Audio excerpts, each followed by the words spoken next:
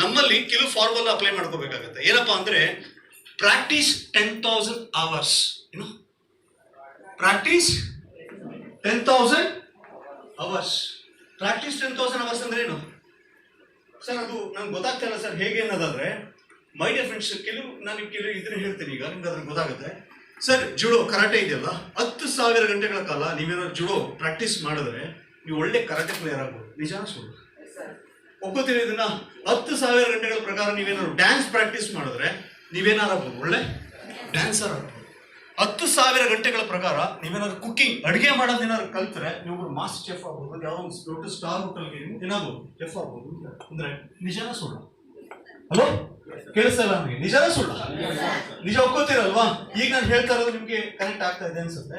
ಅದೇ ರೀತಿ 10,000 hours ನೀವು ಫುಟ್ಬಾಲ್ ಏನಾದ್ರು ಕರೆಕ್ಟಾಗಿ ಪ್ರಾಕ್ಟೀಸ್ ಮಾಡಿದ್ರೆ ಅಂದ್ರೆ ನೀವೇನಾಗ್ಬೋದು, ಫುಟ್ಬಾಲ್ ಪ್ಲೇಯರ್ ಆಗ್ಬೋದು. 10,000 hours ನೀವೇನಾದ್ರು ಕರೆಕ್ಟಾಗಿ ಕ್ರಿಕೆಟ್ ನ ಪ್ರಾಕ್ಟೀಸ್ ಮಾಡಿದ್ರೆ ನೀವು ಏನಾಗ್ಬೋದು, ಕ್ರಿಕೆಟರ್ ಆಗ್ಬೋದು.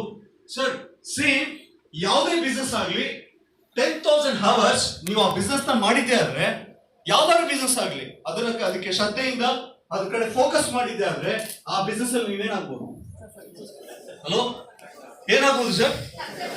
ಅದೇ ರೀತಿ 10,000 hours ನೀವು ನೆಟ್ವರ್ಕ್ ಮಾರ್ಕೆಟಿಂಗ್ ಅಲ್ಲಿ, ಡೈರೆಕ್ಟ್ ಸೆಲ್ಲಿಂಗ್ ಇಂಡಸ್ಟ್ರಿ ಒಳಗಡೆ ತೊಡಸ್ಕೊಂಡಿದ್ದೆ ಆದ್ರೆ ನಿಮ್ಮನ್ನ ಸಕ್ಸಸ್ ಅಂದ್ರೆ ಹೇಳ್ತಾರೆ ಫೇಲ್ಯೂರ್ ಆಗೋ ಚಾನ್ಸೇ ಇಲ್ಲ.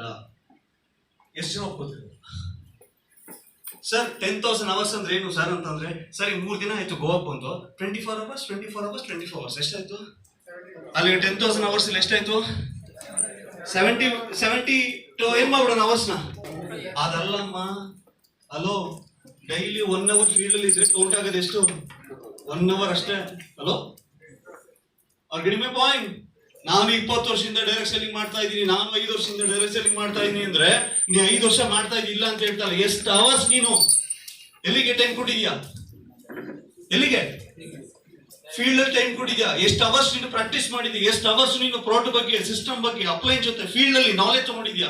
ಇವತ್ತೆಲ್ಲ ಒಳ್ಳೊಳ್ಳೆ ಪ್ರೊಫೆಷನಲ್ ಟ್ರೈನರ್ಗಳು ಟ್ರೈನಿಂಗ್ ಕೊಟ್ರಲ್ಲ, ಅವರೆಲ್ಲ ಹೇಗೆ ಸರ್ ಬಂದು ಇವತ್ತೇನೋ 10 ನಿಮಿಷ ಮೈಕ್ ಇಟ್ಕೊಂಡು ಮಾತಾಡಿಲ್ಲ ಸರ್. ಅಷ್ಟು ಫೀಲ್ಡ್ ಅಲ್ಲಿ ವರ್ಕ್ ಮಾಡಿದ್ದಾರೆ, ಅಷ್ಟು ಫೀಲ್ಡ್ ಅಲ್ಲಿ ಡೆಡಿಕೇಟ್ ಮಾಡಿದ್ದಾರೆ, ಅಷ್ಟು ಜನಗಳ ಜೊತೆ ಮಾತಾಡಿದ್ದಾರೆ. ಹಾಗಾಗಿ ಅವ್ರ ಮಾತುಗಳಿಗೆ ಬರ್ತಾ ಇದ್ದಾರೆ. ಅರ್ಥ ಆಯ್ತಾ? ಅರ್ಥ ಆಗಿಲ್ವಾ?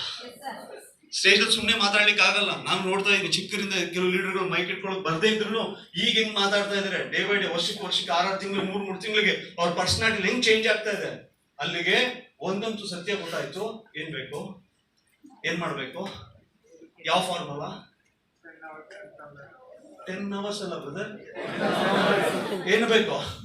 Practice 10,000 hours. 10,000 ಗಂಟೆಗಳ ಪ್ರಕಾರ ನೀವು ಯಾವುದೇ ಕ್ಷೇತ್ರದಲ್ಲಿ ನೀವು ನಿರಂತರವಾಗಿ ಪ್ರಾಕ್ಟೀಸ್ ಮಾಡಿದ್ದೆ ಆದ್ರೆ ನೀವೇನಾಗ್ಬೋದು, ಸಕ್ಸಸ್ಫುಲ್ ಆಗ್ಬೋದು. ಅಪಾಯಿಂಟ್ ನೋಟ್ ಮಾಡ್ಕೊಳ್ಳಿ, ಬೇಗ ಟಕ್ ಪ್ರಾಕ್ಟೀಸ್